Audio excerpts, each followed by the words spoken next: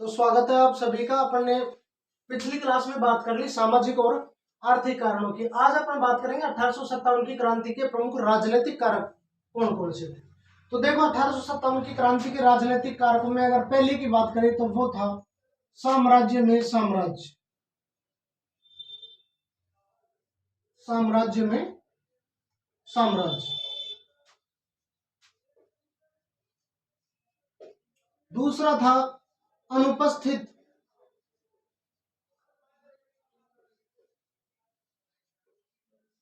प्रभुसत्ता। तीसरे की बात करें अपन तो वो आ जाता है व्यक्तिगत का सिद्धांत।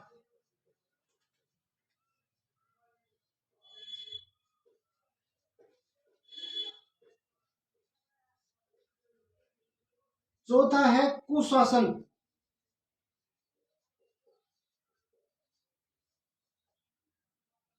और पांचवा है मुगल बादशाह के प्रति दृष्टिकोण।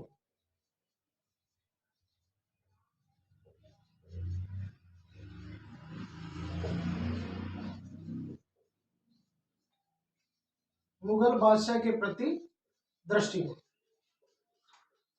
ये प्रमुख राजनीतिक कारक थे जिन्होंने 1857 क्रांति की पृष्ठभूमि तैयार की। देखो साम्राज्य में साम्राज्य का मतलब क्या होता है। भारत में बात करें अपन जिस समय अंग्रेजों की वो थी उस समय सरकार किसकी, सल्तनत ए मुगलिया, मतलब मुस्लिम राजा थे। इस समय जो सत्ता थी किन के हाथों में थी, मुगलों के हाथों में। लेकिन अपन देखते हैं 1757 में प्लासी के युद्ध के बाद धीरे धीरे स्थापना होने लग गई किन की, अंग्रेजों की, मतलब ब्रिटिश सरकार। प्लासी बक्सर इन युद्धों के बाद धीरे धीरे इन्होंने भी अपने क्षेत्र बनाने स्टार्ट कर दिए। किसने, अब देखो देश तो एक है भारत और उसमें सरकार दो गई, कौन सी, मुगल और अंग्रेज। ये दो प्रकार की सरकार हो गई जिन्होंने जिनको एक्सेप्ट नहीं किया किन्होंने, भारतीयों ने। देश एक ही हो गया लेकिन सरकारें दो हो गई जिनको एक्सेप्ट नहीं किया भारतीयों ने।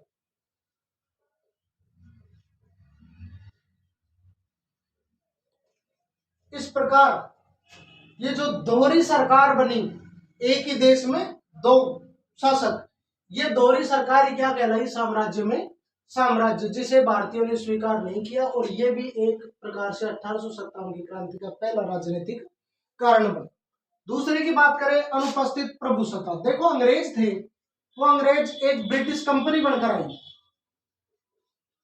ब्रिटिश कंपनी, सिर्फ कंपनी ही है, और जो धीरे धीरे क्या कर रही है, भारतीय क्षेत्रों को जीत रही है और अपने अंदर उनको मिला रही है। लेकिन जो इनका हेड है या फिर बोले इनकी मुख्य शाखा वो कहाँ है, इंग्लैंड में। कोई भी बात हो, कोई भी फैसला लिया जाना हो, वो कहां से लिया जाता है, इसके जो कंपनी के हेड थे, बोर्ड ऑफ डायरेक्टर बोलते हैं जिनको, वो भी कहां थे, ब्रिटेन में थे। तो इस प्रकार देखे अपन तो भारत में तो इनकी कोई रेस्पॉन्सिबिलिटी नहीं थी, ये कुछ भी कर देते, उस पर कुछ भी फैसला आता जो कहां से आता, विदेश से। अब भारतीय ये सोचते कि यार कल ना इन्होंने कुछ भी गड़बड़ की तो उसके लिए इंग्लैंड जाके थोड़ी मुकदमा करेंगे। कोई भी बात हो तो उसके लिए कम से कम प्रभुसत्ता तो कहां होनी चाहिए, भारत में। जैसे कि मुगलों के समय था, मुगलों में सबसे मेन कौन होता था, बादशाह, लेकिन वो रहता कहां था, भारत में।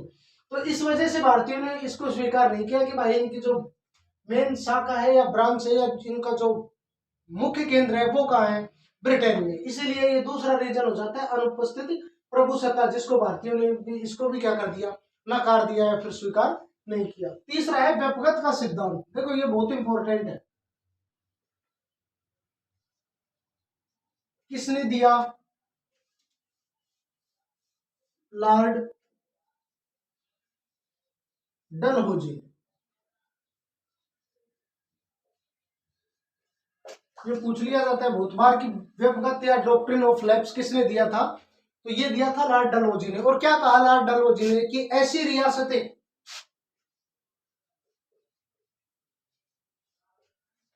ऐसी रियासतें जिनके राजा के स्वयं के पुत्र नहीं है,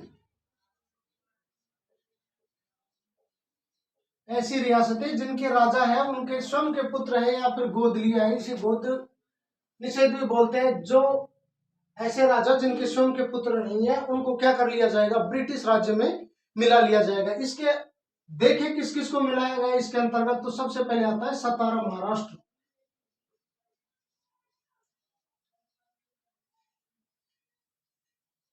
ये क्वेश्चन पूछ लिया जाता है कई बार। कब? ये 1848 में, कि भाई डॉक्ट्रिन ऑफ लैप्स या फिर व्यपगत का सिद्धांत के अंतर्गत सबसे पहले हड़पा गया क्षेत्र कौन सा था? तो वो कौन सा था? सतारा, जो कहां पड़ता है? महाराष्ट्र में। कब? 1848 में। इसके अलावा जैतपुर व संबलपुर, इनको कब? 1849 में। इसके अलावा झांसी 1853, और एक और है नागपुर। नागपुर को कब? 1854 में। मतलब ब्रिटिश गवर्नर जनरल, ब्रिटिश जीजी, या बोले तो गवर्नर जनरल लॉर्ड डलहौजी ने क्या कहा कि ऐसी रियासतें जिनके राजा के स्वयं के पुत्र नहीं है, उनको क्या कर लिया जाएगा? ब्रिटिश राज्य में मिला लिया जाएगा। और उसके अंतर्गत सबसे पहला हड़पा गया क्षेत्र कौन सा था? सतारा या महाराष्ट्र। और ये क्षेत्र जो इस प्रकार बताओ, किसी भी राजा के साथ अगर ऐसा किया जाएगा तो क्या होगा?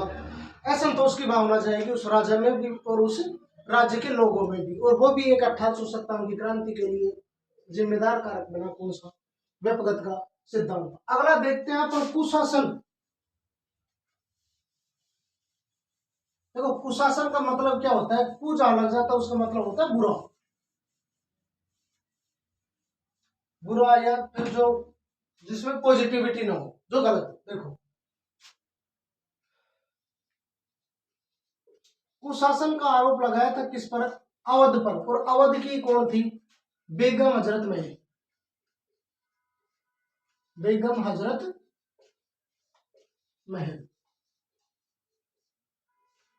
इनके पति का नाम था वाजिद अली।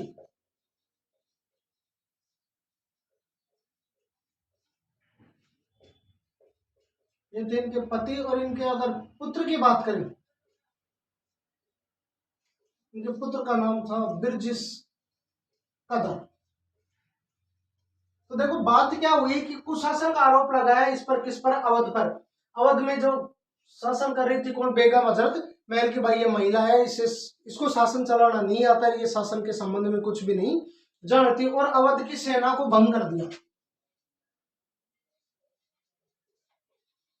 अवध की सेना को भंग कर दिया। भंग कर दिया तो सैनिक क्या हो गए? बेरोजगार हो गए। और उन लोगों में क्या आ गई? असंतोष की भावना जागृत हो गई। यही कारण है कि 1857 की क्रांति में सबसे ज्यादा सैनिक कहां के थे? अवध के। कितने थे? लगभग 75,000 सैनिक थे जो अवध से थे।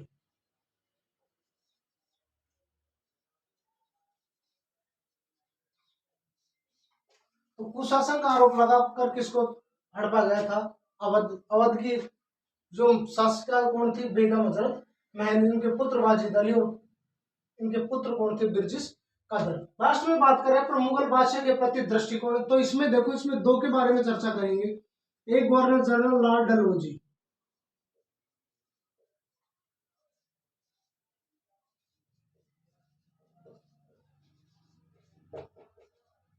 और यहीं से उस क्वेश्चन का आंसर निकलेगा कि भाई बहादुर शाह जफर, या फिर बोले तो बहादुर शाह सेकेंड ने 1857 के क्रांति थी उसका नेतृत्व क्यों किया? देखो लॉर्ड डलहौजी ने 1849 में कहा कि भाई बहादुर शाह सेकेंड की मृत्यु के बाद,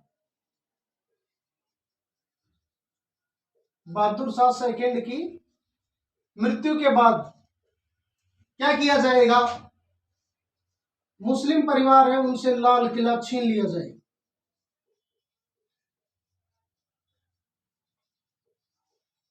लाल किला छीन लिया जाएगा और उनको कहां रहने के लिए एक हवेली दी जाएगी? कुतुब मीनार के पास।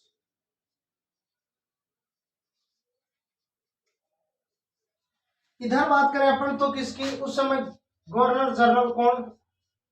Lord Canning. ये बात है 1856 की। 1856 में लॉर्ड कैनिंग ने क्या कहा? यहाँ भी बहादुर शाह की मृत्यु के बाद ही बोल रहा है, ये भी कब बोल रहा है? बहादुर शाह की मृत्यु के बाद।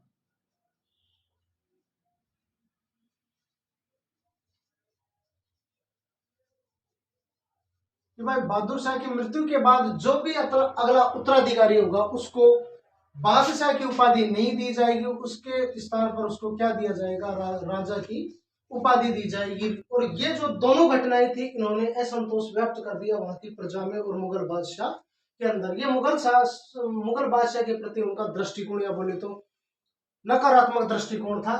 डलहौजी ने क्या कहा कि भाई बहादुर शाह मृत्यु के बाद लाल किला छीन लिया जाएगा, इनको कुतुब मीनार के पास एक हवेली दे दी जाएगी जहां मुगल परिवार निवास करेगा। और लॉर्ड कैनिंग ने क्या कहा कि बहादुर शाह की मृत्यु के बाद जो भी अगला उत्तराधिकारी होगा उसे राजा की उपाधि दी जाएगी, ना कि बादशाह की उपाधि। तो ये रीजन थे 1857 क्रांति के राजनीतिक कारण। अब अपन